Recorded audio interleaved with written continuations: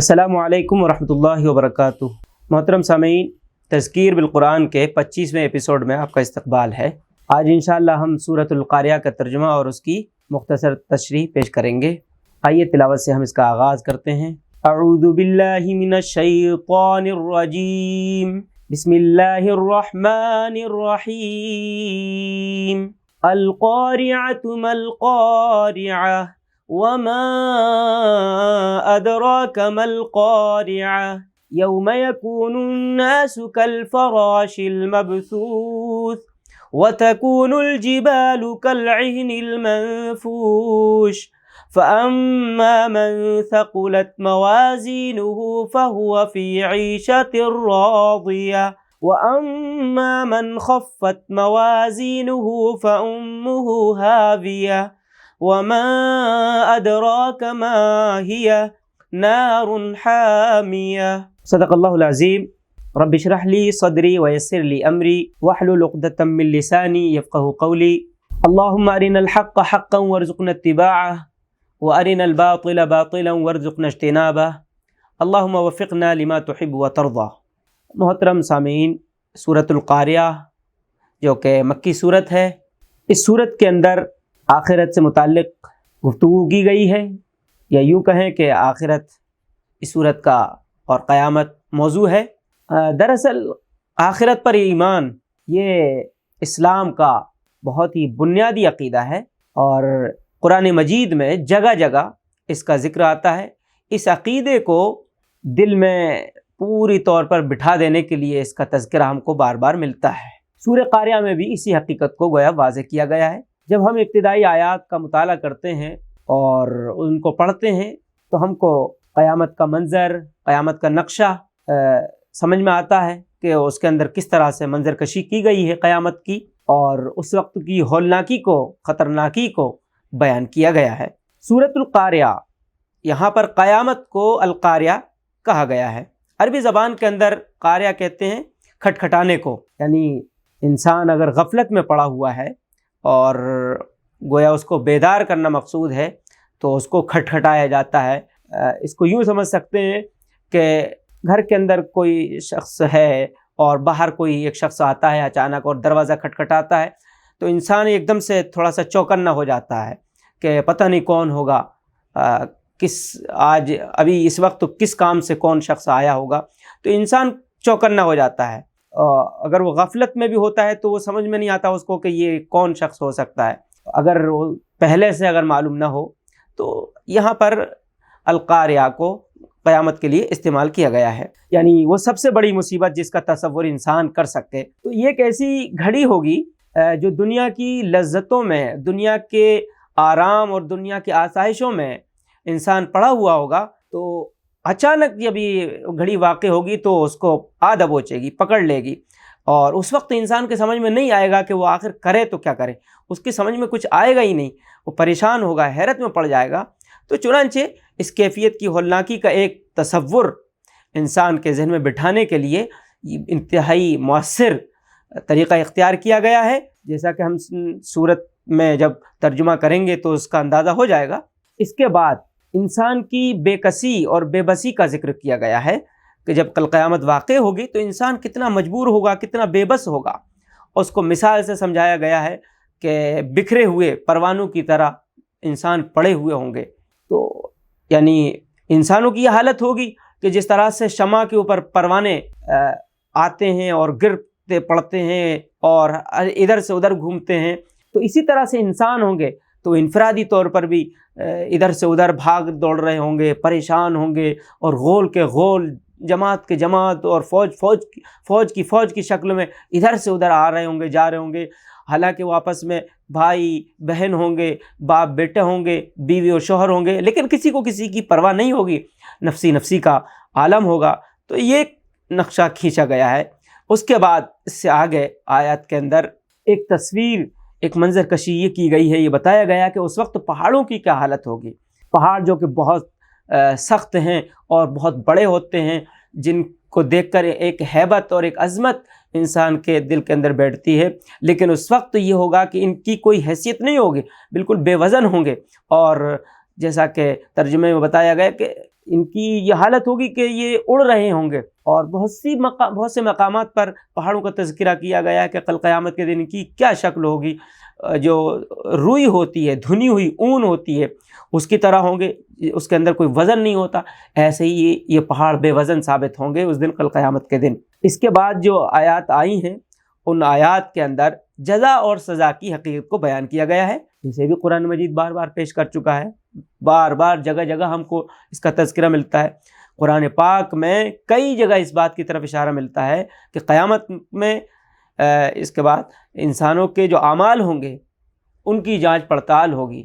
ان کو تولا جائے گا۔ اب ظاہر سی بات ہے کہ یہ اعمال انسان کے جو ہیں وہ کوئی مادی چیز تو ہے نہیں، تو اعمال کو تولنے کے لیے ہم صحیح تصور کر نہیں سکتے کہ کس طرح سے ان کو تولا جائے گا، یہ چیز ہمارے ذہن میں نہیں آ سکتی، لیکن مفہوم اور اس کا مطلب کسی حد تک ہم ذہن میں بٹھانے کے لیے جو مثال دی گئی ہے اس سے سمجھ سکتے ہیں، یعنی مثالوں سے ہی گویا اللہ تعالیٰ نے سمجھایا بھی ہے، تو مثالیں اس کے لیے مفید ثابت ہو سکتی ہیں، تو اسی لیے یہاں پر تولنے کی مثال سے کام لیا گیا ہے۔ اس سے انسان اگر غور و فکر کرے تو سمجھ سکتا ہے۔ اس صورت کے اندر یہ جو فرمایا گیا ہے کہ آخرت میں جس کے اعمال میں وزن پایا جائے گا تو وہ شخص عیش و آرام میں ہوگا، لیکن اس کے بالمقابل وہ انسان جس کے وزن جو ہوں گے، جس کے اعمال کے وزن ہلکے ثابت ہوں گے تو وہ ناکام اور نامراد ہوگا، اس کی سزا جو ہوگی وہ جہنم ہوگی۔ اس کو ہم یوں سمجھ سکتے ہیں کہ ایک غبارہ ہے جس کے اندر ہوا بھری ہوئی ہے، تو دیکھنے میں تو بڑا لگ رہا ہے، لیکن اس کے اندر چونکہ ہوا ہے اس لیے اس کے اندر کوئی وزن نہیں ہوتا اگر اس کو تولا جائے تو، یعنی اس کی موٹائی کے اعتبار سے، جسامت کے اعتبار سے تو کوئی کہہ سکتا ہے، سمجھ سکتا ہے دور سے دیکھ کر کہ اس کے اندر بڑا وزن ہے، لیکن وہ بڑی بھاری بھرکم چیز ہے، لیکن اس کے اندر چونکہ ہوا بھری ہوئی ہے تو اس کی کوئی یہ سمجھ لیجیے وزن کے اعتبار سے کوئی حقیقت نہیں ہے۔ تو یہ کہا گیا کہ دراصل جو ہے دنیا کے اندر کامیابی یا ناکامی کا جو مدار ہے تو وہ اعمال کے بھاری یا ہلکے ہونے پر ہے، یعنی وزن اگر اس کے اعمال کے اندر ہے تو وہ شخص کامیاب ہے، اور اگر اعمال تو بہت ہیں اس کے پاس لیکن بے وزن ہیں، یعنی یوں کہہ سکتے ہیں کہ بغیر کسی اخلاص کے ہیں، تو ظاہر ہے اس کے اعمال جو ہیں اکارت جائیں گے، برباد ہو جائیں گے، اس کے کسی کام نہیں آئیں گے۔ یہ بات قرآن پاک میں کتنی ہی جگہ صاف صاف یہ بتا دی گئی ہے کہ اللہ تعالیٰ کی نظر میں کون سے کام ہیں، کون سے اعمال ہیں جو قابل قدر ہیں، اور کون سے اعمال ہیں جو اللہ تعالیٰ کو پسند نہیں ہیں۔ یہ تذکرہ ہم کو قرآن مجید میں بار بار ملتا ہے۔ اس دنیا کے اندر تو لوگوں کے کاموں کو جو جانچا جاتا ہے اور جو پرکھا جاتا ہے، اس بنیاد پر لوگ یہ طے کرتے ہیں کسی کا مقام اور مرتبہ، کسی کا درجہ، کہ اس کے پاس مال و دولت کتنی ہے، یہاں پر فلاں کے پاس بلڈنگیں کتنی ہیں، کاریں کتنی ہیں، کوٹھیاں کتنی ہیں، ہے نا۔ کسی فرد کو اس طرح سے جانچا اور تولا جاتا ہے، اس کا مقام مرتبہ اس طرح سے طے کیا جاتا ہے۔ اسی طرح سے قوموں کا کہ ان کے پاس کتنے شہر ہیں اور ان کا قبضہ کہاں کہاں ہے نا، ان کی حکومت کہاں کہاں ہے، ان کا جو رول ہے یعنی کہاں کہاں ان کی یہ طاقت پائی جاتی ہے۔ اس طرح سے قوموں اور افراد کے جو مرتبے ہیں وہ طے کیے جاتے ہیں۔ نت نئی ایجادات جو آج کل ہو رہی ہیں تو ایجادات کے اعتبار سے یہ فیصلہ کرتے ہیں لوگ کہ ان کا کیا مرتبہ ہے، کون آگے ہے، کون پیچھے ہے، کون ترقی یافتہ ہے، کون غیر ترقی یافتہ ہے، لیکن آخرت میں ان چیزوں کی کوئی حیثیت نہیں ہوگی۔ انسان کے ساتھ وہاں اسے خدا کی ترازو میں رکھ سکے انسان تو، اور اس کا بدلہ پا سکے، تو یہ چیزیں کام نہیں آئیں گی۔ وہاں جو چیز کام آئے گی وہ صرف اور صرف یہ ہے کہ انسان نے جو کچھ کیا، اور جو کچھ کیا وہ کس مقصد سے کیا، اس کے اندر اخلاص کتنا تھا، اس کی نیت کیا تھی، تو اس بنیاد پر یہ دیکھا جائے گا، اور کہ وہ جو کام کیے اس نے اللہ تعالیٰ کے لیے کیے کہ نہیں کیے، اور اللہ تعالیٰ کی مرضی کے مطابق کیے کہ نہیں۔ وہ احکامات جو اللہ تعالیٰ کی طرف سے آئے تھے، وہ ہدایات جو اللہ کی طرف سے آئی تھیں، ان کے اوپر اس نے عمل کیا، تو اس نے جو عمل کیا ہے وہ بتائے ہوئے طریقے پر کیا ہے یا من مانے طریقے پر کیا ہے، اس میں اس کی خواہشات شامل تھیں یا پھر اللہ تعالیٰ کی مرضی اس میں شامل حال تھی،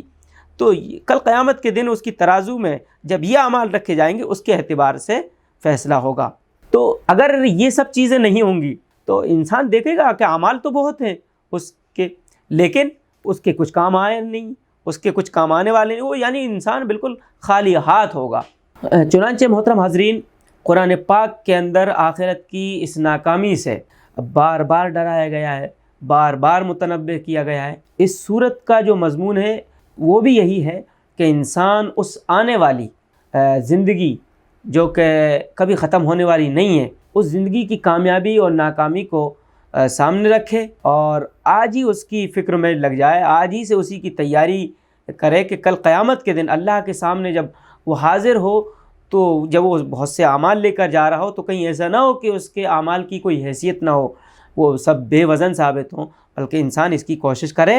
کہ اس کے جو بھی اعمال ہوں ان کے اندر وزن ہو، ان کے اندر اخلاص ہو، وہ احکامات پر اگر عمل کر رہا ہے تو اللہ کی بتائی ہوئے مرضی، اللہ کے بتائے ہوئے طریقے پر ہی، اللہ اور اس کے رسول کے بتائے ہوئے طریقے پر ہی وہ کر کے جائے، اور اس کے اندر کوئی کھوٹ نہ ہو، کوئی ریاکاری نہ ہو، کوئی دکھاوا نہ ہو۔ تو یہ بات گویا بتائی گئی ہے کہ بتانے کی انسان کو کوشش کی گئی ہے کہ اس کی فکر وہ آج ہی سے کرے، ورنہ اس بات کا پورا اندیشہ ہے، پورا خطرہ ہے کہ انسان یہاں اپنی حد تک دوڑ دھوپ کرتا ہے، کوششیں کرتا ہے، اپنی صلاحیتیں لگاتا ہے، اپنے آپ کو کھپا دیتا ہے، لیکن صرف اس لیے دوڑ دھوپ کرے، اس لیے دوڑ دھوپ کے پیچھے دوڑ دھوپ تو کرتا ہے، اور لیکن اس کا رخ بھی جو ہے صحیح ہونا چاہیے نا۔ پتہ چلا کہ رخ صحیح نہیں تھا، اس نے ساری محنتیں کوشش کریں اور بہت سے اعمال اکٹھا کیے، لیکن سب کے سب وہ بیکار گئے، بے وزن ثابت ہوئے۔ تو آخرت میں جب اس کی آنکھ کھلے، جب حساب کتاب ہو تو پتہ چلے کہ آج تو اس کے کاموں کی کوئی حیثیت ہے ہی نہیں۔ یہ صورتحال جس سے آج انسان کو ڈرایا جا رہا ہے، تو کچھ ظاہر ہے کہ بلا وجہ یہ ایک دم سے پیش نہیں آ جائے گی، یوں ہی پیش نہیں آ جائے گی خواہ مخواہ، یہ تو بلکہ عدل کا اور انصاف کا تقاضا ہوگا کہ جن لوگوں کے اعمال قیامت میں بے وزن ثابت ہوں گے اور بے وزن ثابت ہوں وہی ہوں گے، ظاہر سی بات ہے وہی لوگ ہوں گے جنہوں نے آخرت کے لیے کچھ کیا نہیں ہوگا، اور ان کے سامنے ہمیشہ دنیا ہی رہی ہوگی، دنیا کی لذتیں، دنیا کے فائدے ان کے سامنے رہے ہوں گے، اور اللہ کی مرضی کے مطابق انہوں نے زندگی نہیں گزاری ہوگی۔ اس کے بالمقابل اپنے نفس یا اپنے جیسے دوسرے انسانوں کی خوشی کے لیے اس نے گویا کام کیے ہوں گے، کسی کو دکھانے کے لیے اور اپنی شہرت کے لیے، اپنی ناموری کے لیے، تو اس طرح سے اس نے کام کیے ہوں گے، تو ان کو کچھ ملے گا نہیں۔ ان کے سامنے دنیا کی نیک نامی چونکہ تھی، شہرت ان کو چاہیے تھی، دنیا کے فائدے چاہیے تھے، اس لیے انہیں کچھ ظاہر نہیں ملے گا۔ وہ دنیا میں تو انہوں نے دنیا کے اندر کام کیے تو ان کو دنیا کے اندر جو ملنا تھا وہ مل گیا، آخرت میں اب ان کا کوئی حصہ نہیں ہوگا۔ اب آخرت میں تو ان کو ہی ملے گا جو کچھ ملنا ہوگا جنہوں نے آخرت کے لیے ہی کام کیے، دنیا کے اندر محنتیں کیں، مشقتیں کیں، اور وہ صحیح جو باتیں تھیں ان پر ڈٹے رہے، جمے رہے، صبر کیا، ہر طرح کی مصیبت کو جھیلا، لیکن وہ اپنا صحیح موقف تھا اس کو انہوں نے نہیں چھوڑا، اللہ کی اطاعت سے انہوں نے منہ نہیں موڑا، شیطان اور شیطانی باتوں کے اندر وہ نہیں آئے، شیطانی راستوں کے اوپر نہیں چلے، اللہ کی اطاعت کی انہوں نے، جن کی ہر دوڑ دھوپ اور جن کی ہر کوشش اور جن کا ہر کام جو تھا اس کے پیچھے اللہ کی مرضی شامل حال تھی۔ اب کچھ ان کاموں کے اوپر بھی ہم بات کر لیتے ہیں کہ کچھ کام ایسے ہوتے ہیں کہ سب لوگ جن کو یہ کہیں کہ برائی سمجھتے ہیں، کوئی ان کو اچھا نہیں کہتا ہے، جیسے سب سمجھتے ہیں، کم از کم ایمان والے سب سمجھتے ہیں کہ شرک ہے، کفر ہے، ظلم ہے، ناانصافی ہے، بددیانتی ہے، بدچلنی وغیرہ، ان کاموں کو سب برا سمجھتے ہیں۔ اب ظاہر ہے کہ ایسے کاموں کا اللہ کے یہاں کوئی وزن نہیں ہوگا، اور کچھ کام ایسے ہیں جنہیں سب لوگ بھلائی کے کام سمجھتے ہیں۔ مثال کے طور پر انصاف ہے، امانت داری ہے، سچ بولنا ہے، لوگوں کی خدمت گزاری کرنا ہے، اور پاک بازی اور تقوی اختیار کرنا، یہ وہ چیزیں ہیں جن کو سب سمجھتے ہیں کہ یہ اچھی چیزیں ہیں، اچھے کام ہیں، اور اس طرح کے اور بھی بہت سارے کام ہیں جن کو سب اچھے سمجھتے ہیں۔ ان کاموں کے بارے میں یہی سمجھا جا سکتا ہے کہ یہ اللہ کے ہاں ضرور مقبول ہوں گے اور یہ اللہ تعالیٰ کو پسند ہے۔ اسی طرح کچھ کاموں کو صرف دنیا کے کام سمجھا جاتا ہے کہ یہ صرف دنیا کے کام ہیں اور دنیاوی ترقی کے اعتبار سے، اور انہیں اچھا بھی سمجھا جاتا ہے، لیکن آخرت کے تعلق سے ان کے بارے میں ذہنوں کے اندر کوئی صحیح تصور لوگوں کے ذہنوں میں نہیں ہوتا ہے، صاف اور واضح تصور نہیں پایا جاتا ہے۔ تو اس بارے میں اسلام کا کیا نقطہ نظر ہے اس کو بھی سمجھنا ضروری ہوتا ہے، اور یہ بات بھی اچھی طرح سمجھنے کی ہے، یہاں پر سمجھ لینا چاہیے ہم کو کہ جن کاموں کو عام طور پر نیکی اور بھلائی کا کام سمجھا جاتا ہے وہ بھی اللہ تعالیٰ کی ترازو میں اسی وقت باوزن ثابت ہوں گے، ان کا وزن اسی وقت مانا جائے گا جب انہیں صحیح طریقے پر، جس کا میں نے بار بار تذکرہ کیا ہے، اور صحیح مقصد کے تحت کیا گیا ہوگا، یعنی اللہ کے احکام کے مطابق، اور صرف اس لیے کہ آخرت کے اندر ہم اس کا اجر پا سکیں، اجر کی نیت سے۔ رہے وہ کام جنہیں محض دنیا کے کام سمجھا جاتا ہے، تو اسلام کے نقطہ نظر سے اگر دیکھا جائے، اگر یہ کام بھی کیے جائیں اللہ کے احکام کے مطابق اور آخرت میں اجر پانے کی نیت سے، تو اللہ تعالیٰ کی ذات سے بڑی امید ہے، بلکہ یقین کے ساتھ یہ بات کہی جا سکتی ہے کہ یہ سب تو اللہ کے یہاں یقیناً باوزن ثابت ہوں گے، اور ان کا ایک وزن ہوگا، اور اللہ تعالیٰ ان اعمال کو قبول فرمائیں گے۔ تو سورۃ القاریہ کی تلاوت آپ نے سماعت فرمائی، تو جس میں فرمایا گیا، سب سے پہلے قرآن کا یہ انداز بیان ہمارے سامنے آتا ہے، ایک لفظ استعمال کیا گیا القاریہ، یعنی کھڑکھڑا دینے والی۔ کیا ہے وہ کھڑکھڑا دینے والی؟ کیا ہے وہ کھڑکھڑا دینے والی گھڑی؟ تمہیں کیا معلوم ہے کہ وہ کھڑکھڑا دینے والی گھڑی کیا ہے؟ یعنی انسان کو سوال کے انداز میں گویا متنبہ کیا گیا ہے، غفلت سے گویا اس کو غفلت کی نیند سے گویا اس کو جگانے کی کوشش کی گئی ہے، تاکہ جو اصل بات ہے، اہم بات ہے، اس کو سوچنے پر غور سمجھنے کے لیے وہ تیار ہو جائے۔ تو فرمایا گیا اس دن انسان بکھرے ہوئے پروانوں کی طرح ہوں گے۔ اس کے بارے میں بتا چکا ہوں کہ اس وقت انسانوں کی کیا حالت ہوگی، اور پہاڑ دھنی ہوئی اون کی طرح ہو جائیں گے۔ تو جس کسی کی تولیں یعنی اعمال بھاری ہوں گے تو اسے عیش ملے گا، اور جس کی تولیں یعنی جس کے اعمال ہلکے ہوں گے تو اس کا ٹھکانہ حاویہ ہے، یعنی جہنم ہے، اور تجھے کیا معلوم کہ وہ حاویہ کیا ہے؟ آگ ہے دہکتی ہوئی۔ تو قرآن پاک کا یہ انداز ہے کہ جب کسی بات پر زور دینا ہوتا ہے تو اسے سوالیہ انداز میں پیش کیا جاتا ہے، تو اس سے کیا ہے، بات میں وزن پیدا ہو جاتا ہے، سننے والا اس کی طرف متوجہ ہو جاتا ہے، اور جیسا کہ ذکر آیا کہ پروانوں کی طرح لوگ بکھرے ہوئے ہوں گے، ان کی حالت ایسی ہوگی۔ برسات کے دنوں میں ہم سب جانتے ہیں، دیکھتے ہیں کہ پتنگے اور کیڑے مکوڑے کس طرح سے ڈھیر کے ڈھیر نکل کر آتے ہیں۔ دیکھنے میں ایسا محسوس ہوتا ہے کہ پورا میدان بھر جائے گا، جو خالی جگہ ہے وہ انہی سے بھر جائے گی۔ تو گویا ایک منظر پیش کیا گیا ہے کہ اس وقت انسانوں کی یہ حالت ہوگی۔ پہاڑوں کا تذکرہ آ چکا ہے، بتایا کہ ان کی ہیبت اور ان کی ساخت کو انسان دیکھتا ہے تو ایک اثر اس کے اوپر ہوتا ہے، لیکن پھر ان کی کیا حالت ہوگی قیامت کے دن کہ سب کچھ ٹوٹ پھوٹ کا شکار ہو جائے گا، فضا کے اندر جو ہے وہ اڑتے پھریں گے، جیسے دھنی ہوئی اون ہوتی ہے اس طرح سے ان کی حالت ہوگی۔ تو قیامت کی ہولناکی، قیامت کی خطرناکی، اس کی شدت کا ایک اندازہ کیا جا سکتا ہے، اور انسان کسی حد تک یہ اندازہ کر سکتا ہے کہ جس عمل کے نتیجے میں یہ ٹوٹ پھوٹ ہوگی وہ کتنا زبردست اور طاقتور عمل ہوگا۔ قیامت کی ہولناکی اور آخرت کے انجام کا ذکر قرآن پاک میں بار بار آتا ہے، تو اس کی غرض، اس کا مقصد یہی ہے کہ انسان کسی وقت بھی یہ نہ بھولے اور اس سے غافل نہ رہے کہ اس زندگی کا ایک انجام بھی ہونا ہے، اور اسے ایک دن پھر سے زندہ ہونا ہے اور اپنی پوری زندگی کا گویا حساب دینا ہے۔ سورت کے آخر میں اسی بات کو پھر دہرایا گیا ہے کہ اچھے اور برے اعمال کی جانچ ہوگی۔ اسی جانچ کے نتیجے میں یا تو انسان